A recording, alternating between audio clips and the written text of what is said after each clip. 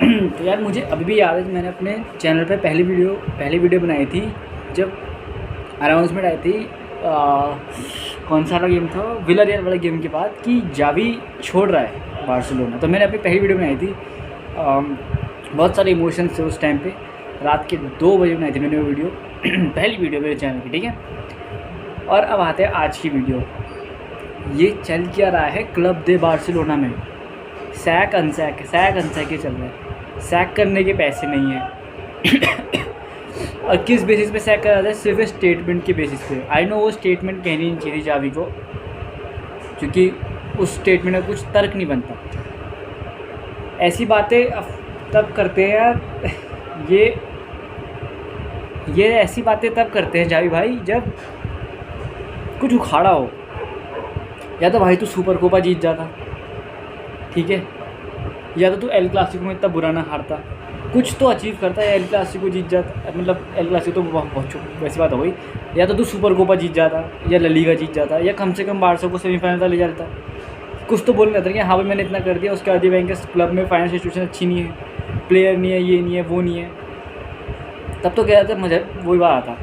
और भाई मैं तो भाई जावी, तुम्हें पता है जावी ऐसा प्लेयर, उसने अपने पूरे करियर में बस 3 रेड कार्ड लिए, पूरे करियर में 3 रेड कार्ड। और इस सीज़न अकेले उसने 8 या 9 रेड कार्ड ले लिए। समझ रहे हो तुम्हें बात, 8 या 9 रेड कार्ड। जावी को इस टाइम पे मैनिपुलेट या फिर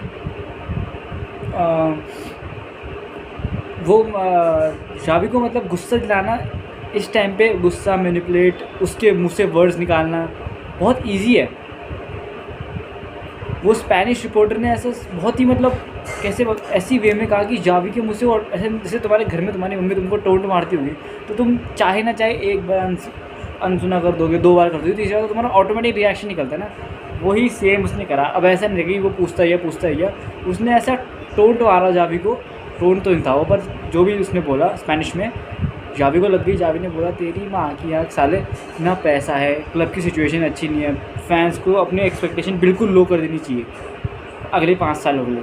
और भाई उसने जो, ऑफ कोर्स हमें पता है, बट जितना हम फैंस को दिखाया जा रहा है ना, जितना हमें बाहर से दिखाया जा रहा है ये ठीक ठाक है, ये सब है, उतना अच्छा है नहीं भाई। ख़त्म, अंदर से ख़त्म है क्लब, ख़त्म, खाली। ये देख रहे हो ये पेन इतना खाली है, इतना पैसा होगा बस, खाली भाई अंदर से। अगला सीज़न स्टार्ट करने के लिए भी हमें कुछ 140 से 150 मिलियन रेज़ करने पड़ेंगे नाइकी के डील को हटा के, मेरे ख्याल से। सुन रहे हो तुम मेरी बात, 140 मिलियन, 1-2 प्लेयर को जाना ही पड़ेगा भाई, बड़े प्लेयरों को। तो ये भाई ये सीन चल रहा है। पर यार मेरे को ये समझ नहीं आ रहा कि लापोर्ता सिर्फ एक स्टेटमेंट की वजह से जावी को सैक क्यों कर रहा है। मतलब मुझे पता है कि लापोर्ता ने बहुत पापड़ बेले हैं ये इमेज बनाने के लिए कि बार्सिलोना अभी भी एक कंपेटिटिव क्लब है, जो कि है पर फाइनेंशियली नहीं है। उसने बहुत इमेज राइट्स बनाए बार्सिलोना के, नो। पर अभी हम फिर से आ जाते हैं उसी बात पे कि पुअर साइनिंग जो फिर से खा रही है बार्सिलोना का, फिर से वो समझ ही नहीं रहे हैं। तुम समझ रहे हो, बार्सिलोना और रियल मैड्रिड में बहुत सालों से चलता आ रहा है ये कि काउंटर साइनिंग। मैं समझाता हूँ काउंटर साइनिंग क्या होती है। हमेशा जब भी बार्सिलोना कोई साइनिंग करती है या रियल मैड्रिड कोई साइनिंग करती है, बिग साइनिंग, दोनों ऑपोजिशन क्लब एक दूसरे को एक साइनिंग करते हैं। समझ लो, जैसे मान लो इसका एग्जांपल है बारसा में मेसी था, ठीक है, उसके लिए रोनाल्डो, काका, ओजिल ये सब लाए, ठीक है, क्योंकि उस टाइम पे बार्सिलोना में इनिएस्टा, जावी, बुस्केट्स ये सब थे, तो उन्होंने भी साइनिंग करी। 2013 में बारसा साइन नेमार, उसके रिप्लाई में उन्होंने साइन करा गैरेथ बेल। 2015 में सुआरेज, उसके रिप्लाई में उन्होंने साइन करा कौन था वो यार, 2014 में साइन करा सुआरेज, ठीक है। उसमें उन्होंने साइन करा था यार, एक प्लेयर साइन करा था उन्होंने, पता नहीं कौन था, आई डोंट रिमेंबर, ठीक है। 2018-19 में बारसा साइन डेम्बेले, ठीक है, दे साइन ईडन हैज़ार्ड। उसके बाद तुम्हारी मड्रिड तो समझ गई कि भाई ये थोड़ा वो है कि हेक्टिक है कि बैंक इतने बड़े बड़े पैसे फेंक के अगर ये बाई चांस जैसा हैज़ार्ड के साथ हुआ वैसा और हो गया तो तब उन्होंने करा बिल्कुल लो एक्सपेक्ट मतलब लो ब्राज़ील के गलियों में घुस के नालों में घुस के बंदे निचोड़ के निकाले, विनीशियस रोड्रिगो निचोड़ के निकाले बंदे, समझ रहे तुम। इनको अपनी अकेडमी में भरा 1-2 मतलब अकेडमी मतलब लोअर डिवीजन में खिलाया मड्रिड के 1-2 साल, तब उन्हें फर्स्ट में प्रमोट करा, ठीक है। बारसा तब भी नहीं समझी। अबे अग्वेरो ये सब क्यों आए, क्यों, समझ रहे हो। उसके बाद अभी जो सबसे एक्सक्लूसिव है, मड्रिड ने साइन करा एंड्रिक, ठीक है, जो अभी तक आया नहीं है, वो अभी तक पाल्मेरियास में ही खेल रहा है। उन्होंने साइन करा विक्टर रोक, ठीक है, जो जावी की साइनिंग नहीं थी, जावी के अकॉर्डिंग क्लब की स्टेटमेंट के अकॉर्डिंग डेको की साइनिंग थी। क्यों भाई, क्यों विक्टर रोक, जब जावी ने खिलाना ही नहीं था तो उसने साइनिंग अप्रूव क्यों करी, या फिर उसकी कोई बात सुनी नहीं गई। अब वो बोल रहे हैं कि विक्टर रोक को लोन में भेजेंगे या फिर बेच देंगे, तो 40 मिलियन फिर स्पेंड ही क्यों करें, बचा लेते। तो यही चल रहा है भाई, यही चल रहा है।